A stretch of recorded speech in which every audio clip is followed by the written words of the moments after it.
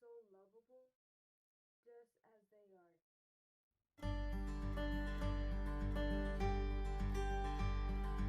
are. My name is Emily Garcia, and I'm going to talk about my coming up stories. So, as a little girl, um,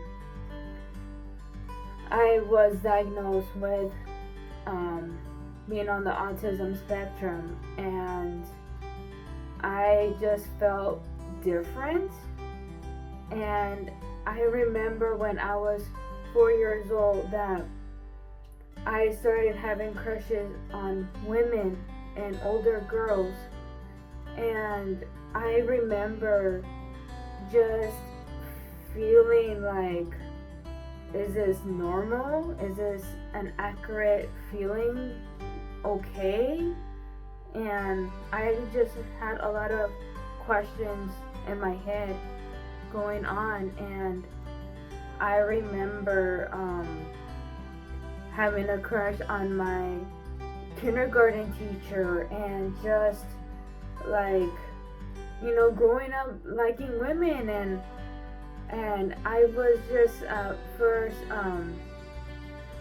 like thinking, like, and pushing myself at the same time, like, can I hug a guy? Can I be able to hold hands with a guy? And I was just a little child, I wasn't like, it wasn't like 3 years ago or like 2 years ago, but I was just like curious if that was a thing. And I did as well did that. I remember when I was little, and then throughout and then in high school for like prom and homecoming, but it didn't feel natural to me. So then I remember when I was like around 9 or 8 years old, or maybe 10, I remember I always wanted to have my hair short. And at that time, around those ages, I was in dancing classes. And I did have girl crushes there as well in my dance classes. But however, they have their expectation of girls have to have long hair and boys with the short hair. So I didn't go with that expectation, and I decided to cut my hair short. And I felt different. I also felt like I didn't feel like being a girl all the time.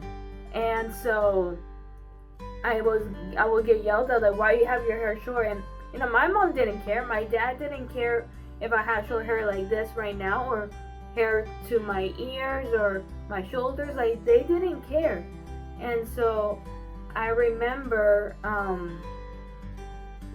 having the short hair, and I remember there were times where I was wearing my dad's boxers as shorts, and I remember taking off my shirts, and I would be shirtless and having shorts. And this was like before I went through puberty, but I remember just acting like a guy. And I remember in middle school and high school, I always wanted to be surrounded by guys. And my misconception on that was, I thought I was attracted to guys, both romantically and sexually. But it was more because I felt like being a guy. And I didn't know about gender fluid, the term gender fluid, until last year. And the only thing I knew was transgender, lesbian, gay, bisexual, and pansexual, and that was it. So at first, my thought was, am I transgender? Am I trapped in the wrong body? But the answer came clear to me when I was 21, and that was gender fluid, and which means like gender varies over time, and like your gender just switches on and off. Like, some days you might feel like a woman, some days you might feel like you're a guy, some days you feel partially to be a woman or a guy, and it's just like, that's how I feel. And And I remember still struggling with these emotions of liking girls, liking women. I always have like these feelings and these feelings of overwhelmed and stressed. I want to ask a girl out, but I don't know how the reaction was. And I remember one time in high school, I tried to ask a girl out, and she looked at me and was kind of like saying like, "I'm sorry that you like girls, but I'm not into girls. That's not my thing." And I felt like I wasn't being appreciated, and I felt like I was just abandoned. And I remember just like I just didn't feel accepted as well in high school. And then I remember throughout my years in high school, and that was in my boarding school, I dated a trans girl, and that I felt like a deep connection at that time, and I was just feeling more like into trans women. And I remember the fact that I was into holding her hand and wanting to hug her and all that, and I suddenly like turned out like I was attracted to this girl. And I even didn't know about genosexual, which means you're attracted to females, women, males who dress like females, or like femininity.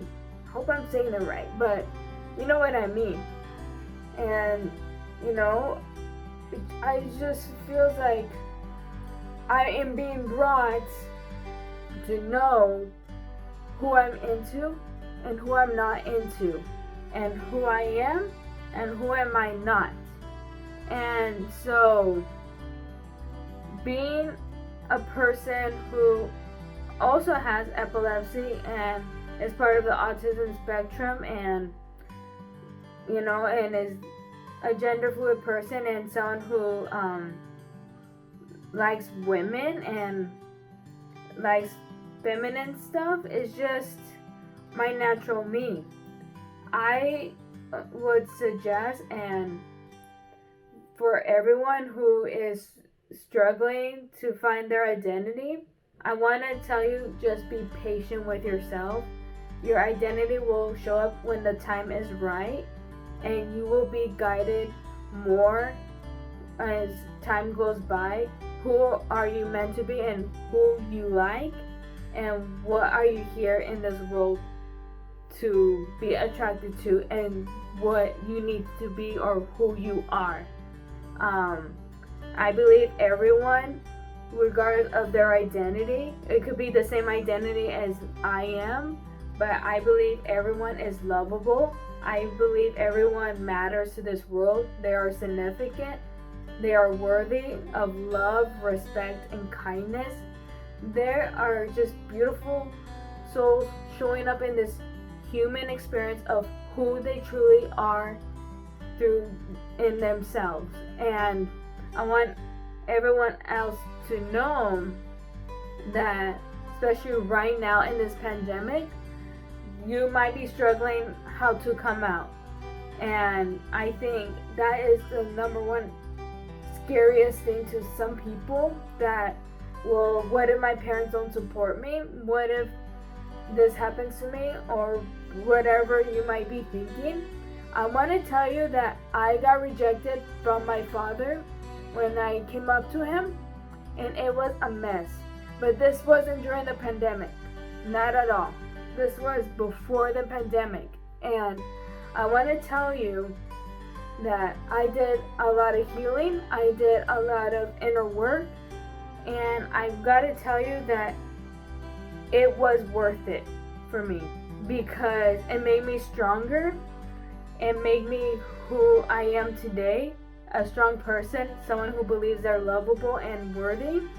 And I just feel like, not saying being rejected and being abused is good, but I'm just saying that if you ever get abusive messages from your parents or you get hurt by your parents emotionally, I want to tell you to give them time.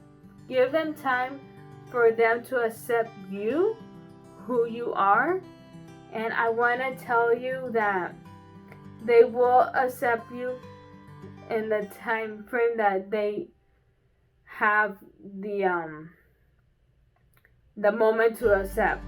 Hope you understand what I'm saying. And the reason I'm telling you this, and I know now, is that back then no one was taught or no one was, educated what LGBT is. They didn't have pride back then. They didn't have transitions for transgender people back then. It was just all in society's form. You have to be straight. You have to be either a boy or a girl. You have to do this. You need to dress like this. And that's how society was back then, and it still is. And I challenge you to challenge society. Now, your parents were probably old school like my dad was, and they probably figure out the society norms. Just to let you know that there is a chance they will say something rude, there's a chance they won't. But in case if they do say something that's not nothing pleasant, just to keep that in mind, that how back then it was without LGBT, and that's how your parents might have grown up, like my father. And I just want to let you know and hope that you have a wonderful day, and I really am blessed to be in this world, and I hope you are too. Thank you.